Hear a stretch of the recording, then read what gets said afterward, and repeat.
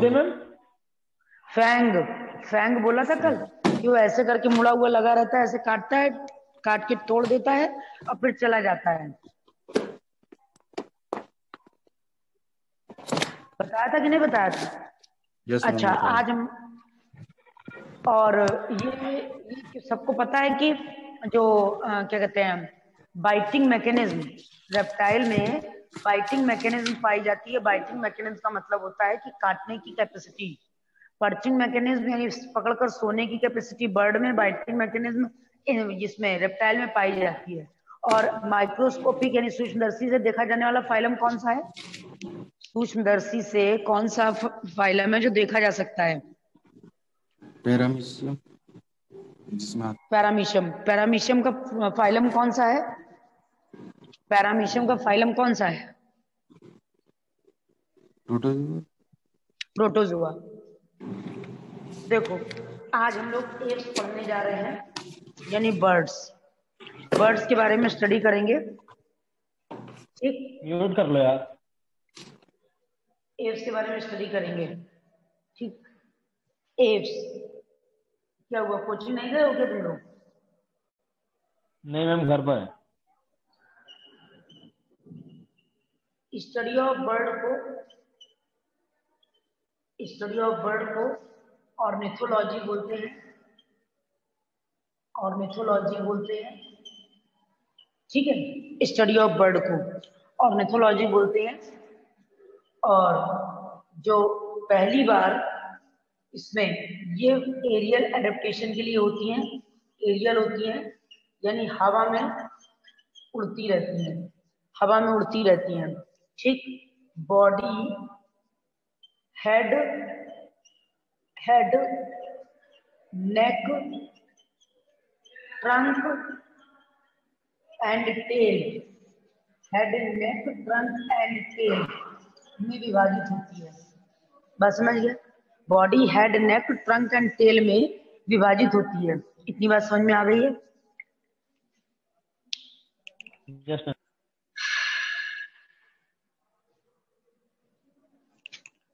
Body, head, neck, trunk और tell में विभाजित होती है। इतनी बात समझ में आ गई है? यहां पर जो टेल है वो एक ऐसा अंग है जो कि साम्यावस्था को बनाए रखता है, साम्यावस्था को बनाए रखता है उड़ने के दौरान, बनाए रखता है,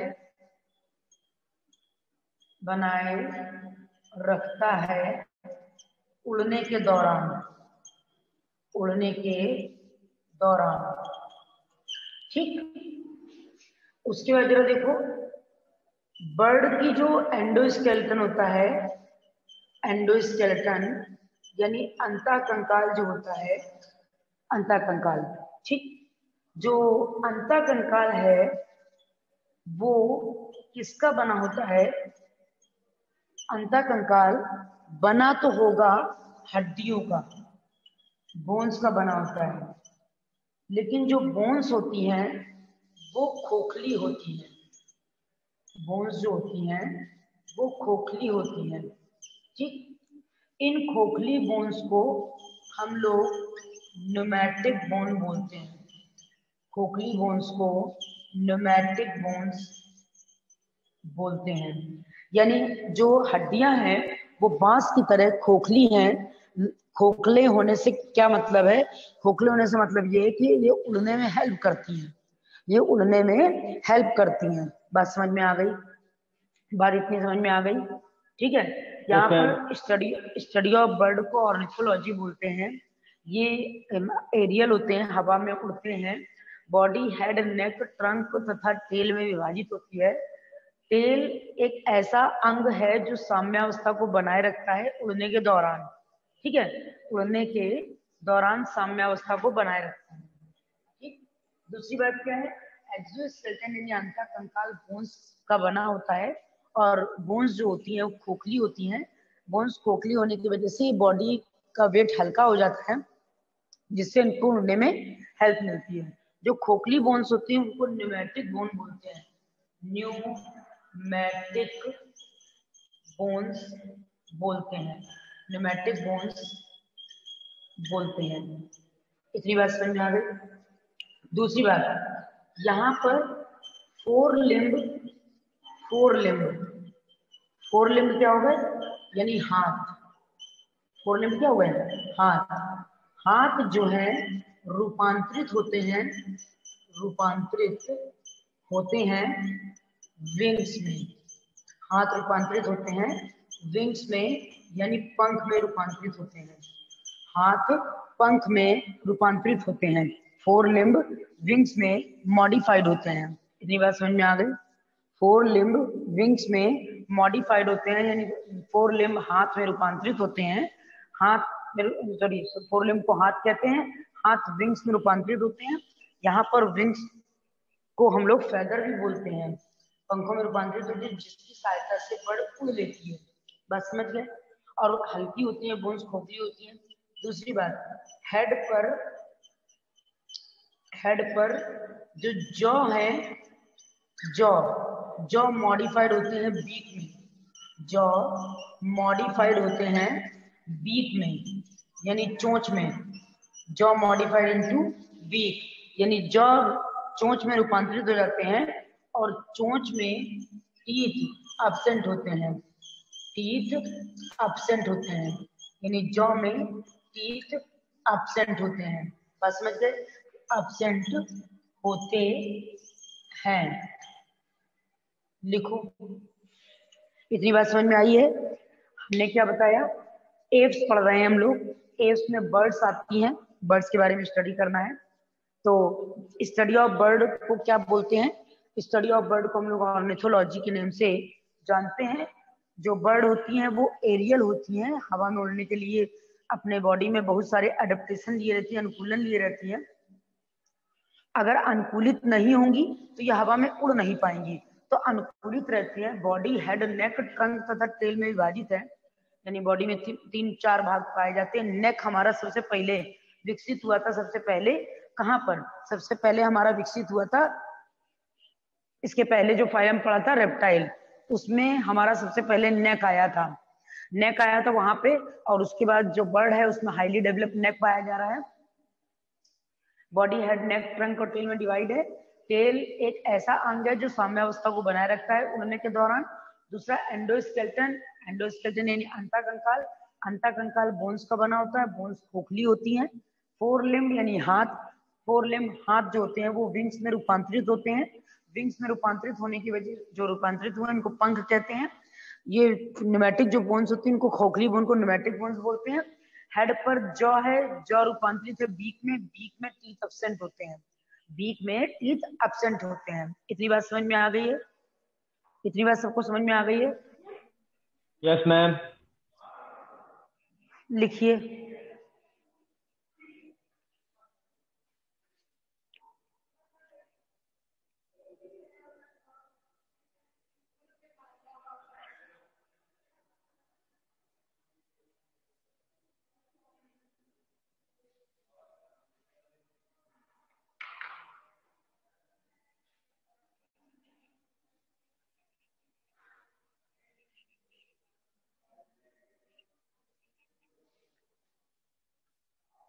डन मैम। हो गया सबका? जलप्रकाश, जगतपाल, सबका हो गया? साक्षी, जलप्रकाश क्लास में है कि नहीं है?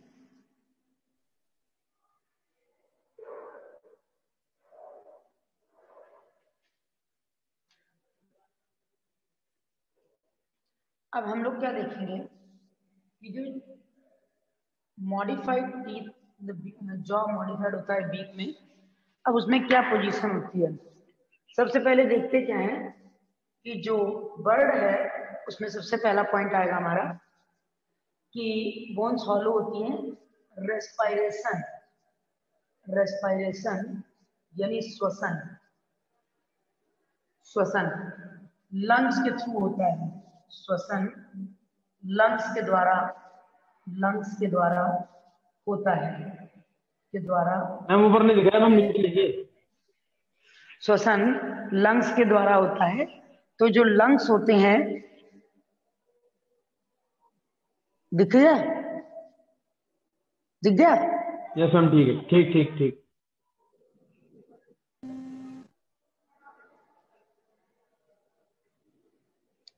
श्वसन लंग्स के द्वारा होता है, ठीक है, लंग्स के द्वारा होता है, के द्वारा होता है, ठीक।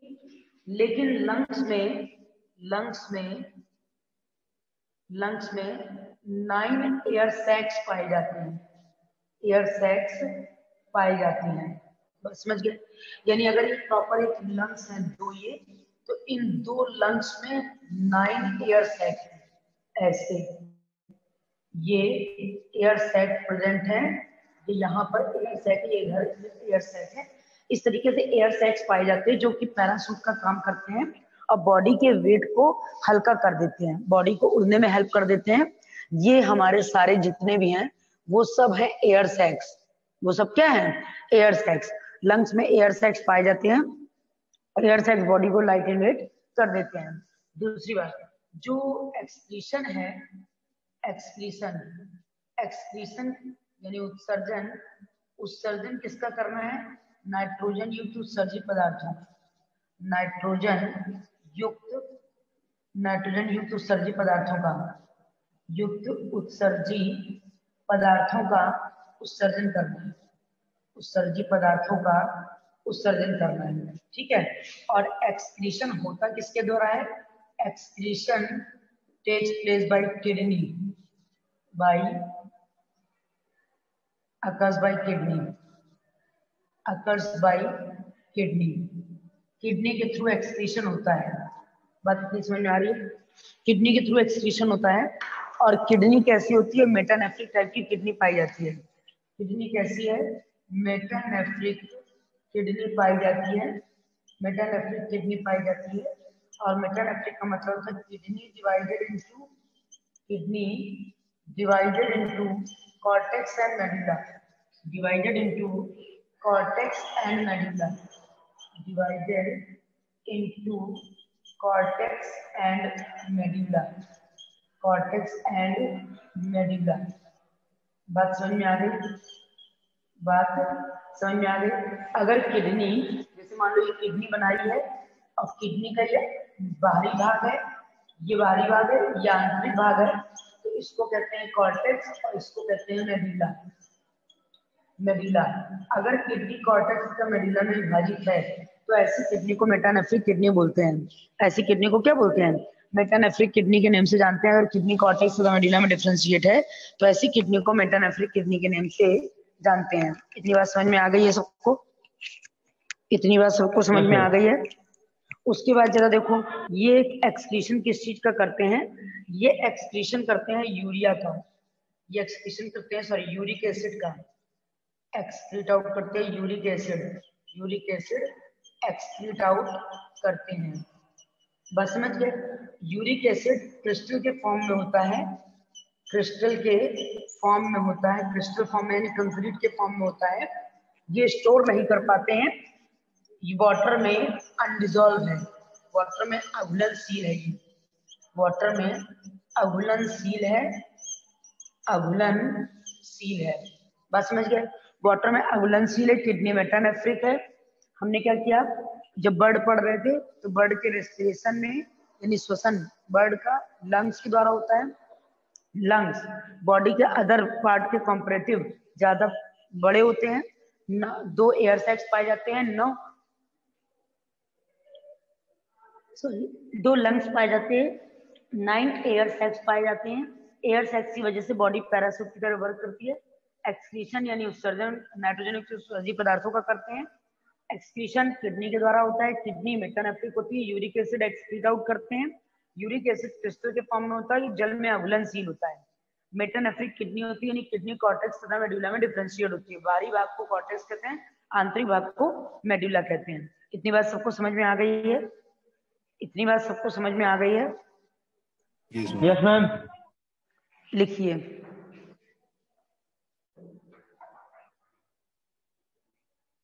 मैम कुछ बोलिए, स्क्रीन नहीं आ रही। हाँ हाँ बोल दिया।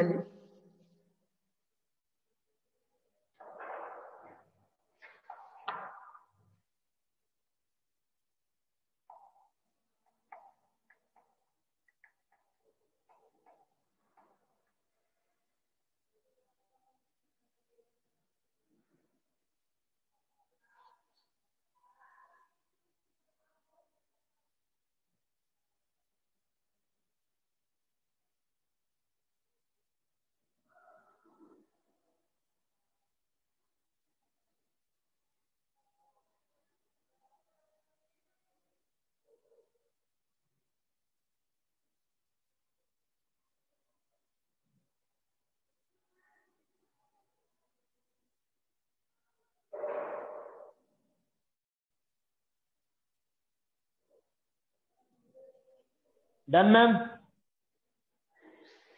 हो गया जगतपाल? सबका हो गया?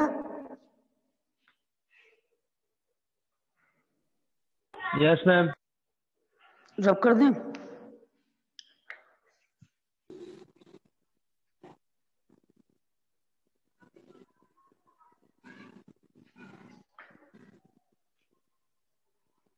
मैम ये जो चैप्टर है एनिमल किंगडम, इसे हम एनसीईआरटी से फॉलो करें या फिर जैसे मॉड्यूल्स हैं या फिर और थियोरेटिकल बुक्स हैं? एक्चुअली हम तो यही सजेस्ट करेंगे कि एनसीईआरटी लेकर, अगर आपको मॉड्यूल मिल जाता है, मॉड्यूल बेस्ट है तो मॉड्यूल को फॉलो करिए। और क्या कहते हैं, अगर आपके पास कोई साइड बुक है तो साइड बुक को फॉलो कर लो। साइड बुक है, साइड बुक कोई है आपके पास?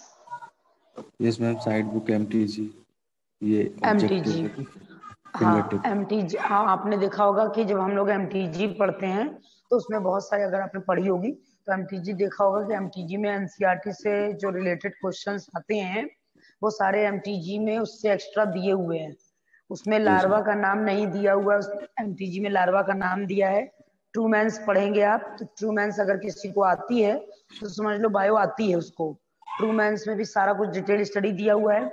एनसीईआरटी में एव्स के करेक्टर 10 लाइन में खत्म हो गए हैं और लिखी सारी बातें हैं, टू दी पॉइंट लिख दी गई हैं, लेकिन इलाबोरेट करके नहीं लिखा गया है। बस वही जहां पे क्वेश्चन इलाबोरेट करता है, थोड़ा सा ट्विस्ट कर जाता है तो हम लोग उसको समझ नहीं पाते हैं और सिलेक्शन से 10 कदम पीछे हो जाते हैं। अगर हम उसको डिटेल्ड स्टडी करके चलेंगे तो एनसीईआरटी पढ़ना इजी नहीं हो जाएगा हम लोगों के लिए। Yes ma'am. और साइड बुक पढ़ेंगे तो नॉलेज के लिए बेस्ट रहेगा कि अगर क्वेश्चन कहीं से भी ट्विस्ट करेगा तो आप समझ जाओगे, क्योंकि अगर उतना पढ़ा है जितना आता है, उतना पढ़ लिया है कि जितना हम याद कर सकते हो, तो हमेशा ऐसा होगा कि हमको आएगा तो जितना अपने नॉलेज में कर सकते हैं आएगा उतना, लेकिन क्वेश्चन उससे घूमता फिरता आ जाएगा तो हम फंस जाएंगे। इसलिए हमको थोड़ा ज्यादा लेके चलना चाहिए। अगर थोड़ा कम हो गया तो चलेगा, लेकिन अगर ज्यादा कहीं से पूछ लेगा तो चलेगा नहीं, फिर तो आंसर ढूंढना पड़ेगा। बस समझ रहे हो? और आप लोगों ने अभी देखा होगा, अगर फ्रेशर नहीं हो तो पेपर दिया होगा तो पेपर में जो क्वेश्चंस आते हैं वो कहाँ से आते हैं ये पता भी चल गया होगा, और किस लेवल के आते हैं ये भी पता चल गया होगा। Yes ma'am. बस समझ, क्योंकि अगर हम ये कह देंगे हमको एनसीईआरटी आती है, अगर हमने ये कह दिया हमको एनसीईआरटी आती है तो फिर क्वेश्चन क्यों नहीं आता? अगर एनसीईआरटी आती है तो क्वेश्चन क्यों नहीं आएगा? वही बात है कि अगर हमने खाना खा लिया तो हमको भूख कैसे लगी है, यानी दोनों चीजों में कुछ गड़बड़ है, या तो हमने खाना खाया नहीं या तो हमको भूख लगी नहीं है। तो ये दो बातें अलग अलग है। ये तो एनसीईआरटी आती नहीं है, पढ़ी नहीं है हमने, और हम ये सोच रहे हैं हमने लाइन लाइन एनसीईआरटी पढ़ रही तो हमारे क्वेश्चन सॉल्व हो जाएंगे, तो कभी नहीं सॉल्व होंगे। तो कभी नहीं सॉल्व होंगे क्यों? क्योंकि पेपर अगर एनसीईआरटी से ही आता है तो फिर सिलेक्शन क्यों नहीं हो पा रहा है? ये भी, इस पॉइंट पे भी गौर करेंगे ना हम लोग कि हमने सोच लिया, टारगेट बना लिया कि एनसीईआरटी पढ़नी है। जब आप ये सब पढ़ के एनसीईआरटी पढ़ोगे तो आपको पढ़ने में अच्छी लगेगी। बस समझ रहे हो? ऐसे क्या होता है, किसी पॉइंट पे फंस गए तो उस पॉइंट पे अटके हुए हैं, अब उसके आगे ना दिया हुआ है एनसीईआरटी में, ना उसके पीछे दिया हुआ है, उस एक वर्ड को बीच में रख दिया गया है, अब हम समझ नहीं पा रहे कि क्या मतलब है। बात समझ रहे हो? जी मैम।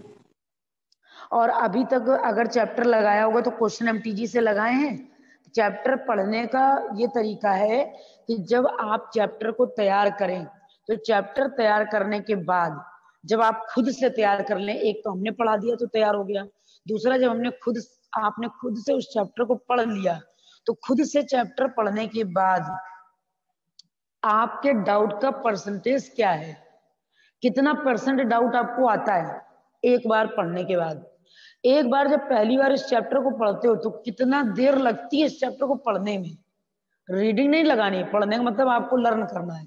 कितनी देर लगती है, कितने दिन लगते हैं, कितना महीना लग गया है, और उसके बाद दूसरी बार उसी चैप्टर को फिर से पढ़ो, कितना समय कम हुआ, फिर क्वेश्चंस लगाओ तो क्वेश्चंस में डाउट कम आएंगे।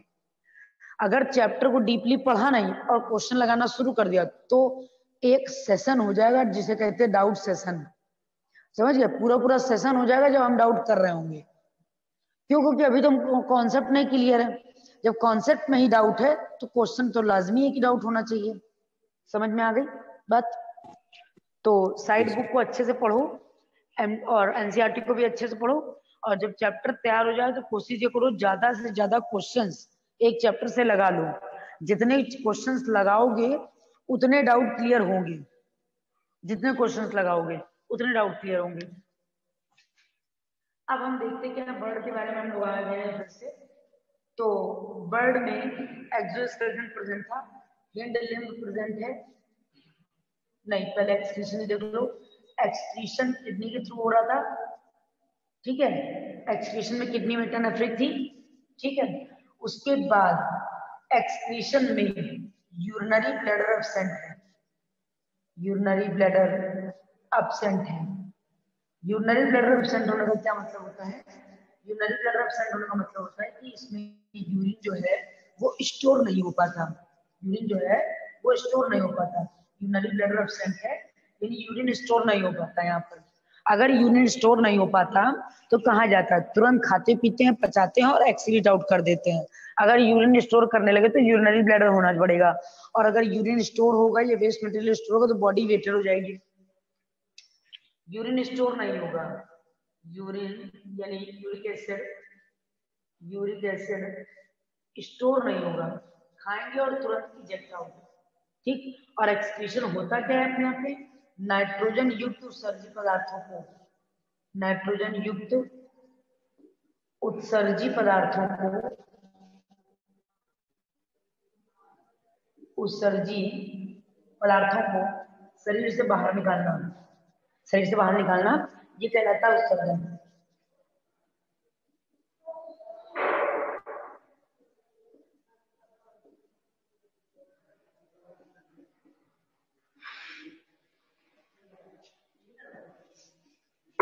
बस में बस इतनी समझ में आ गई। एक्सक्रीशन क्या है? यूरिनरी ब्लैडर एब्सेंट होता है और यूरिक एसिड स्टोर करता है। यहाँ पे नाइट्रोजन युक्त उत्सर्जी पदार्थों को शरीर से बाहर निकालने को हम लोग क्या कहते हैं? एक्सक्रीशन कहते हैं। एक्सक्रीशन किडनी के द्वारा होता है, यूरिनरी ब्लैडर एब्सेंट होगा। दूसरी बात देखो, दूसरी बात यहाँ पे क्या आ जाएगी कि जो वो होता है हार्ट, हार्ट होता है 4 चैम्बर, हार्ट होता है 4 चैम्बर यानी 4 चैम्बर पाए जाते हैं हार्ट में, 4 चैम्बर हार्ट प्रेजेंट होता है। 4 चैम्बर का मतलब वही बात आ गई, 2 अलिंद और 2 निलय, 2 अलिंद और 2 निलय।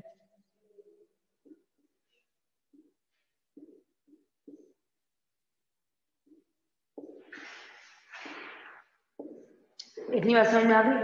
क्या लिख रहे हैं? निलय। बात समझ में आ गई क्यों बच्चों? Yes ma'am. Yes sir. आ गई? हम सोचे मीटिंग एंड हो गई। अब जरा देखो, हार्ट 4 चैम्बर है, फिर आते हैं हम लोग यहाँ पे किडनी मेटानेफ्रिक है, रेस्पिरेशन लंग्स के थ्रू होगा, डेवलपमेंट। मैम इसमें जो हार्ट आपने 4 चैम्बर बताया है, हाँ तो 4 चैम्बर तो इसका जो परिसंचरण तंत्र हो गया फिर तो दोहरा हो गया ना, डबल सर्कुलेशन। हाँ हाँ, इसमें डबल सर्कुलेशन प्रेजेंट होता है, इसमें और हम में डबल सर्कुलेशन प्रेजेंट होगा, ठीक है। क्योंकि सबसे ज्यादा ऑक्सीजन अगर देखा जाए तो बर्ड ले रही है उड़ते वक्त, यस मैम।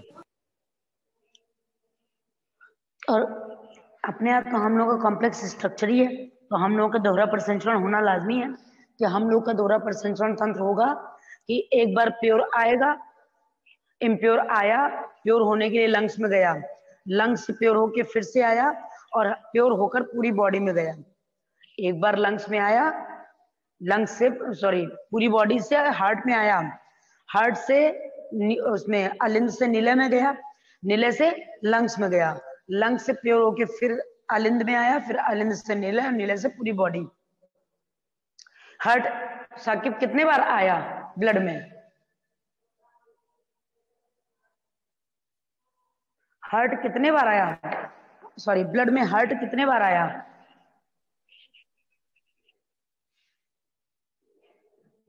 ब्लड में हार्ट कितने बार आया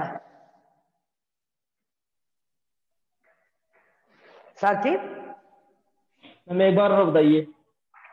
देखो हमने क्या कहा कि इसने पूछा दोहरा परिसंचरण तंत्र होगा डेवलपमेंट कंप्लीट है, लार्वल स्टेज प्रेजेंट नहीं है, लार्वल स्टेज एब्सेंट है, लार्वल स्टेज एब्सेंट है। अब देखो डबल सर्कुलेशन पाया डायरेक्ट जाता है? डेवलपमेंट मैम, डायरेक्ट, डायरेक्ट हाँ डेवलपमेंट पाया जाएगा। हाँ, डायरेक्ट डेवलपमेंट पाया जाएगा, डेवलपमेंट डायरेक्ट है, डायरेक्ट है, समझ गए? डेवलपमेंट डायरेक्ट है। अब हम आते हैं कहाँ पे? अब हम आते हैं ऊपर। तुमने क्या क्वेश्चन पूछा था, समझ में नहीं आया, हार्ट वाला। तो देखो ये अलिंद है, ये निलय है, ठीक। पूरी बॉडी का इम्प्योर ब्लड यहाँ पर आ गया, यहाँ से आ गया, इधर से आ गया और इधर से आ गया, ठीक। ये क्या था? राइट ऑर्किल, ठीक। बस समझ में आई? क्यों? Yes ma'am. अरे हाँ, कोई बोल नहीं रहा है, साक्षी भी आज बोल नहीं रही है, क्या बात है? मैम वो नहीं है अभी क्लास के। अच्छा, तो अब देखो ये राइट ऑर्किल हो गया, इम्प्योर ब्लड यहाँ से आया, इम्प्योर ब्लड यहाँ से आया, यहाँ से आया, यहाँ पहुंचा, ठीक है। फिर प्योर होने के लिए यहाँ से गया लंग्स में, लंग्स में ऑक्सीजन है और ब्लड, इसमें प्योर होने का मतलब होता है ऑक्सीजनेटेड ब्लड। यहाँ ऑक्सीजन लंग्स से लेके पहुंचा यहाँ, यहाँ से यहाँ पहुंच गया और यहाँ से पूरी बॉडी में ऐसे रन कर गया। तो हार्ट में कितने बार ब्लड आया साकिब? फोर्ट है। नहीं साकिब,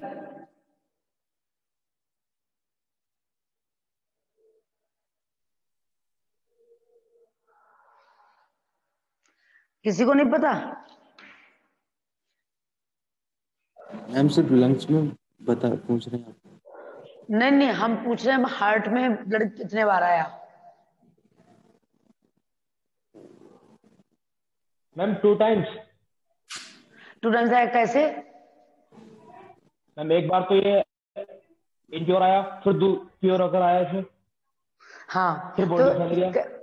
नहीं, बॉडी में फैला तो बताइए ना। पहले राइट ऑर्किल में आया, राइट ऑर्किल से राइट वेंट्रिकल, जी। राइट वेंट्रिकल से पल्मोनरी आर्टरी के थ्रू लंग्स में, फिर पल्मोनरी वेन के थ्रू, फिर हार्ट में, और हार्ट से पूरी बॉडी में कैटेकोसिस्टमिक कार्य के थ्रू। बात समझ गए? इसको नोट करो। मैम क्लियर नहीं दिख रहा है कुछ भी। अच्छा, क्लियर नहीं मैम दिख कुछ रहा? क्लियर नहीं आ रहा है, क्लियर। अब आ रहा क्लियर? अब ठीक ठीक ठीक। ठीक, लिखो।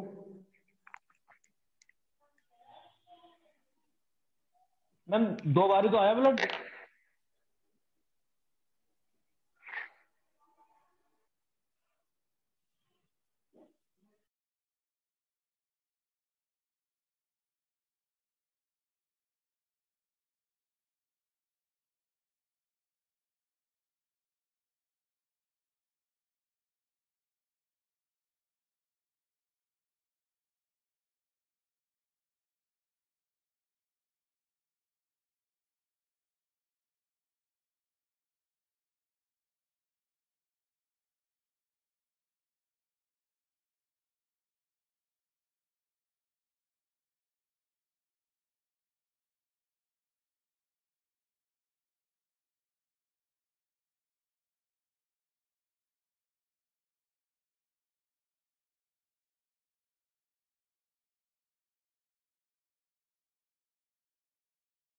Done ma'am.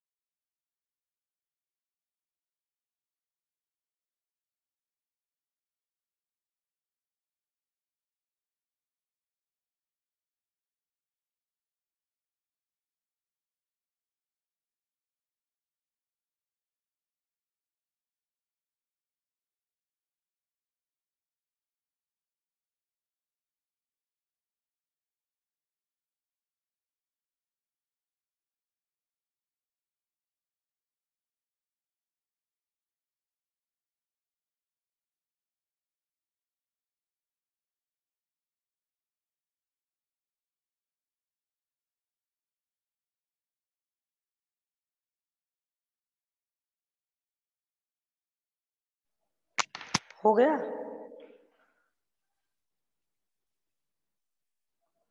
बच्चों हो गया? इसको दोहरे प्रसंचरण को जरा कायदे से लिखना। Yes ma'am. मैम ये एक बार और समझा दीजिए मैम मुझे। हाँ अभी समझा रहे, इसको लिखते हैं, पूरा लिखेंगे तब समझाएंगे। इसको बना लो फिर अभी लिखते हैं। मैम बना लिया। बन गया सबका? रब कर दें?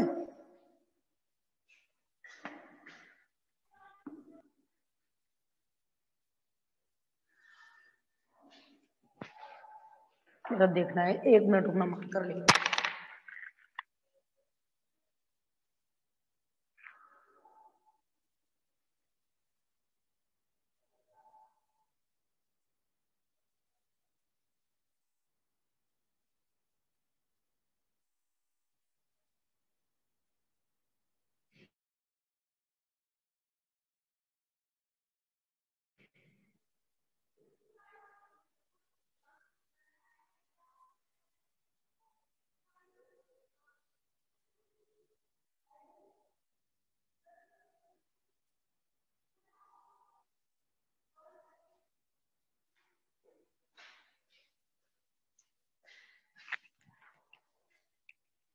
देखो सबसे पहले हम क्या देखते हैं कि दोहरा प्रसंचरण कहते हैं किसे, ठीक है? ये इस टॉपिक का नहीं, फिर भी हम बता दे रहे दोहरा प्रसंचरण किसे कहते हैं। सर ब्लड में पढ़ेंगे ना हम लोग, तो ब्लड में आएगा, फिर भी समझ लो, क्यों डाउट रहेगा। जैसे देखो ये अलिंद है, ये अलिंद है। जुल्फिकार वो साकिब समझ में आ रहा है? Yes ma'am. ठीक। और ये दोनों निलय है, ये निलय है, मतलब ये वेंट्रिकल है, ये वेंट्रिकल है, ये ऑरिकल है, ये ऑरिकल है। समझ गए? पूरी बॉडी का इम्प्योर ब्लड यानी डीऑक्सीजनेटेड ब्लड यहाँ आया, ठीक? डीऑक्सीजनेटेड ब्लड, ऑक्सीजनेटेड ब्लड आया, आ गया। डीऑक्सीजनेटेड ब्लड कहाँ आया? ऑरिकल में। ऑरिकल से पहुंचा, ये यहाँ पे ऑरिकुलर वेंट्रिकुलर अपर्चर होता है छिद्र, ठीक है? इस छिद्र से पहुंचा निलय में, ठीक? जब निलय कॉन्स्ट्रिक्ट करेगा तो ये यहाँ पर आर्टरी लगी होती है, पल्मोनरी, पल्मोनरी आर्टरी से गया लंग्स में, लंग्स में, लंग्स में गया, ठीक? और लंग्स से प्योर होकर फिर यहाँ पे आया, ये पल्मोनरी वेन के थ्रू यहाँ पे आ गया, और प्योर होने के बाद यहाँ पे आया, यहाँ से यहाँ पहुंचा। यहाँ पर भी अपर्चर है जिसपे एक आर्टरी लगी हुई है जिसको बोलते हैं डॉर्सल एओर्टा। उसके बाद ये यहाँ पर चला गया, ठीक? और पूरी बॉडी में फैल रहा है। अब जरा इसका फ्लो चार्ट देखो, ये है बॉडी, ठीक? इसका ब्लड है डीऑक्सीजनेटेड, डीऑक्सीजनेटेड, जो आएगा राइट ऑरिकल में, राइट ऑरिकल में। बात समझ गए? राइट ऑरिकल से पहुंचेगा ऑरिकुलो वेंट्रिकुलर अपर्चर के थ्रू, ऑरिकुलो वेंट्रिकुलर अपर्चर के थ्रू, अपर्चर के थ्रू पहुंचा कहां? अपर्चर के थ्रू पहुंच गया राइट वेंट्रिकल में, राइट वेंट्रिकल में। राइट वेंट्रिकल से ये हाँ, बॉडी के अलावा कुछ लिखा नहीं है, देखो दिख रहा है? ठीक ठीक ठीक है। देखो अब ब्लड कितने बार आया, बॉडी में था डीऑक्सीजनेटेड ब्लड आया राइट ऑरिकल में, फिर पहुंचा राइट वेंट्रिकल में, फिर पहुंचा फिर लेफ्ट ऑरिकल, फिर आ गया ब्लड, क्या पहुंच रहा है? लंग्स से ब्लड पहुंचा लेफ्ट ऑरिकल, लेफ्ट ऑरिकल से लेफ्ट वेंट्रिकल, सिस्टमिक आर्क के through dorsal aorta, dorsal aorta में बॉडी, ठीक? ये पल्मोनरी आर्टरी और ये काम होगा पल्मोनरी वेन के थ्रू, ये काम होगा पल्मोनरी वेन के थ्रू। यही दो ऐसी धमनी और सिरा हैं जो अपवाद हैं। सारी धमनियों में प्योर ब्लड होता है पल्मोनरी को छोड़ के, सारी सिरा में इम्प्योर ब्लड होता है सिर्फ पल्मोनरी को छोड़ के। सारी धमनी में प्योर ब्लड होता है, सारी धमनी में इम्प्योर ब्लड होता है सिर्फ पल्मोनरी को छोड़ के। पल्मोनरी को छोड़ देंगे, पल्मोनरी एक अपवादिक केस है, अपवाद होता है इसमें कि पल्मोनरी वेन होगी तो उसमें प्योर ब्लड होगा, और पल्मोनरी अगर सिरा होगी तो उसमें इम्प्योर ब्लड होगा। बात समझ रहे हो? पल्मोनरी होता क्या है? पल्मोनरी उस आर्टरी, उस धमनी को कहते हैं जो लंग्स में ब्लड ले जाती है या लंग्स से ब्लड को लाती है। पल्मोनरी वर्ड लगाते हैं हम लोग लंग्स के लिए, पल्मोनरी वर्ड लगाते हैं लंग्स के लिए। और पल्मोनरी का मतलब होता है फुफ्फुस, और फुफ्फुस का मतलब होता है जो फुसफुस कर रहा हो।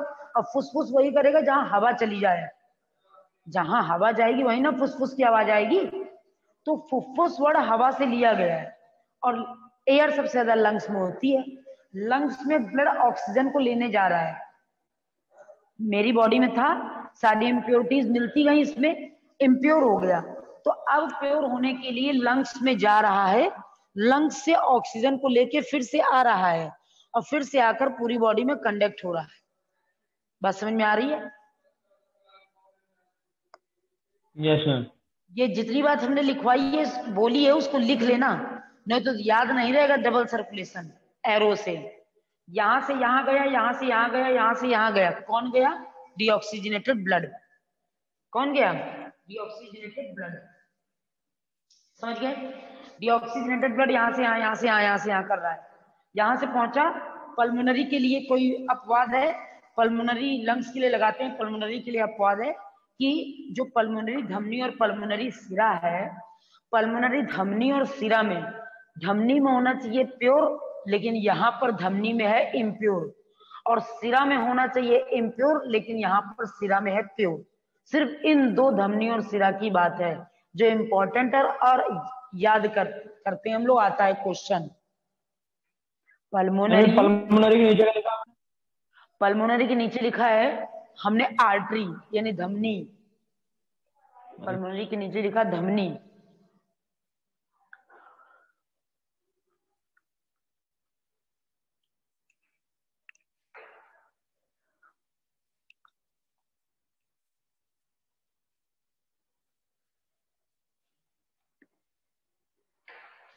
मैम इससे 2 बार ब्लड आया हार्ट में। हाँ हाँ, इसीलिए इसको कहते हैं दोहरा परिसंचरण तंत्र, और हम लोगों में दोहरा परिसंचरण तंत्र पाया जाएगा क्योंकि प्योर पंपिंग ऑर्गन एक है, वो है हार्ट। उसको, उसमें ही जब प्रेशर पड़ेगा तभी ब्लड कंडक्ट होगा, और कंडक्ट करने के लिए पहले प्योर को इम्प्योर को हटाना है और प्योर को लाना है, तो दोनों के लिए पुश करना जरूरी है, तो दोनों बार हार्ट में ब्लड आएगा जरूर। मैम ये प्योर होगा कितने टाइम में आ जाता है ये पता है? 0.8 सेकेंड में। इम्प्योर से प्योर होकर। हाँ, अपनी हार्ट बीट, जो हार्ट है वो 72 टाइम्स पर मिनट बीट करता रहता है, 1 मिनट में 72 बार धड़कता है। हम लोगों को पता चलता है? नहीं पता चलता ना। वैसे ही ये काम जब 72 बार धड़केगा तो contract relax, contract relax, contract क्यों हुआ? क्योंकि ब्लड देना है। रिलैक्स क्यों हुआ? क्योंकि ब्लड जो आया उसको लेना है। फिर कॉन्ट्रैक्ट हुआ, फिर देना है लंग्स को। फिर रिलैक्स हुआ, हम खाली हो गए आओ। फिर कॉन्ट्रैक्ट हुआ, हम भर गए जाओ। ये प्रोसेस कंटिन्यूअस चलती रहती है। समझ गए? रब कर दें? Yes ma'am, yes ma'am.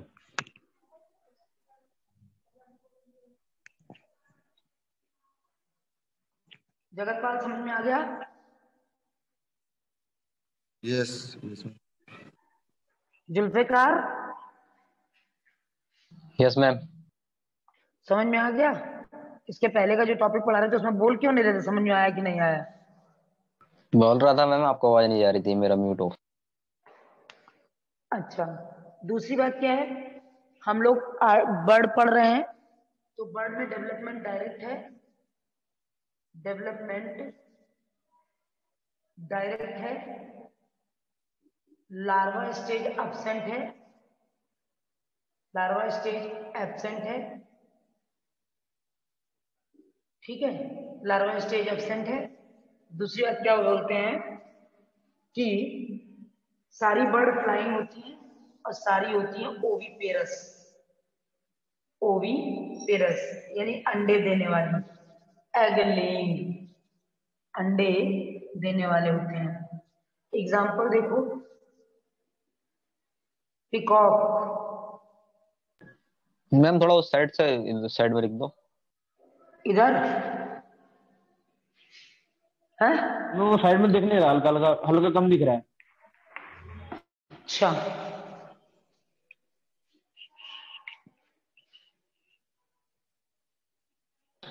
ठीक है।